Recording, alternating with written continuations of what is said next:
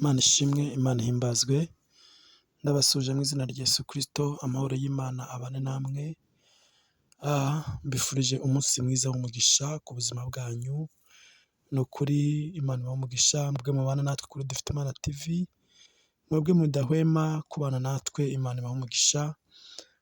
Hari ikintu kimwe ngiye kugusaba, niba utarakanda sabone cyangwa subscribe uyikore kugira ngo ubashe gukurikirana ijambo ry'Imana umunsi ku wundi, ijambo ry'Imana rikugereho neza uribone, kandi mukore like, mukore comment, mwandike mutubwire ibikenewe, ibyo mushaka, duhari ku bwanyu, kandi tutabafite ntacyo twaba dufite, niyo mpamvu tuba dushaka kumva ibitekerezo byanyu, ibyo mutugezaho byose. Imana ibahe umugisha kandi bagirire neza, Data wo mu ijuru abishimire. Ndi kuvuga ku mbaraga z'amasengesho. Isengesho niryo ryatumye Hana yari amaze igihe kinini ababaye, akinwa n'umubyimba na Penina, ariko Imana imugirira neza. Rero isengesho ni ikintu ukora abantu batabibona ariko ku Mana kigaragara.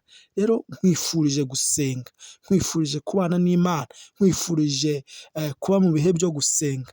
Imana ishimwe, amasengesho niyo yatumye Mose, Imana ishimwe, abona imbaraga zo kwirukana Farawo, zo kubwira Farawo, akamubwira ngo Imana yambwiye ngo rekura Abisiraheli, Imana yambwiye ngo ntabwo Abisiraheli bafiteho ububasha. Imana ishimwe. Rero isengesho ni ikintu gikomeye mu buzima bwa muntu. Rero nkwifurije kuba mu bihe byo gusenga.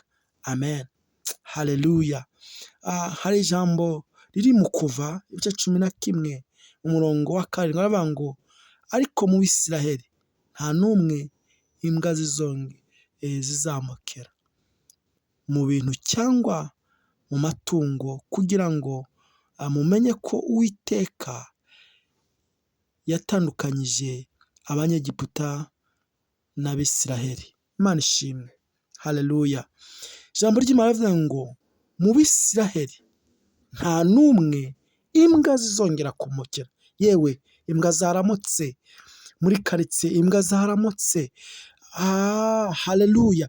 Ariko ijambo ry'Imana riravuze ngo ubuhanuzi burakumanukiye muri iki gitondo ngo nta n'imbwa zizongera kukumokera, nta n'uzongera kugutuka, nta n'uzongera kukubwira nabi, kuko Imana iri mu ruhande rwawe. Imana ishimwe.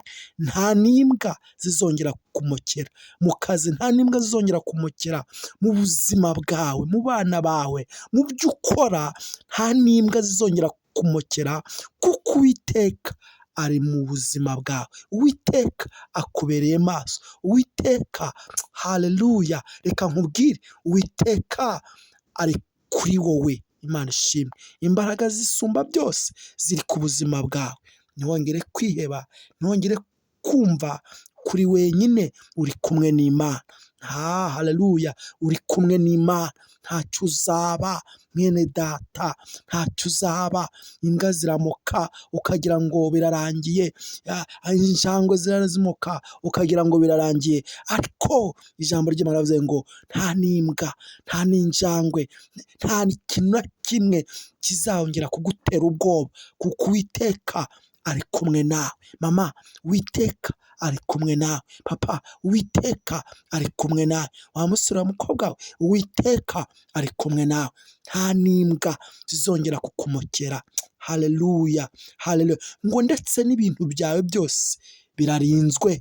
Imana ishimwe. Akazi kawe kararinzwe, abana bawe bararinzwe, iby'imitungo yawe birarinzwe. Haleluya, kuko Uwiteka aravuze ngo nta n'imbwa zizongera kumokera. Ntongere kwicira urubanza, Imana iri kumwe nawe. Tugiye gusenga Imana kugira ngo Imana igukomeze muri uru rugendo, Imana ibane nawe, ariko ukeneye gusenga. Amasengesho akuraho ibihome, amasengesho Imana ishimwe, amasengesho akuraho ibyari nk'imisozi ku buzima bwawe, ukongera ukagira imbaraga. Mana, mu izina rya Yesu ndagushimiye ku bwa mwene data, ku bw'amasengesho uvuze ko nta n'imbwa zizongera kumumokera, kubwo kongera kuba imbere yawe uvuze ko nta mbwa zizongera kumoka mu buzima bwe, mu rugo rwe, mu bana be, mu kazi ke. Uvuze ko bikuweho, ubikuyeho. Agiye gushima Imana, agiye kuvuga ineza y'Imana kubw'imirimo umukoreye. Urakoze ko nta n'imbwa zizongera kumokera uyu mupapa, nta n'imbwa zizongera kumokera uyu musore, nta n'imbwa zizongera kumokera uyu mukobwa n'uyu mumama, mu izina rya Yesu Kristo, amen.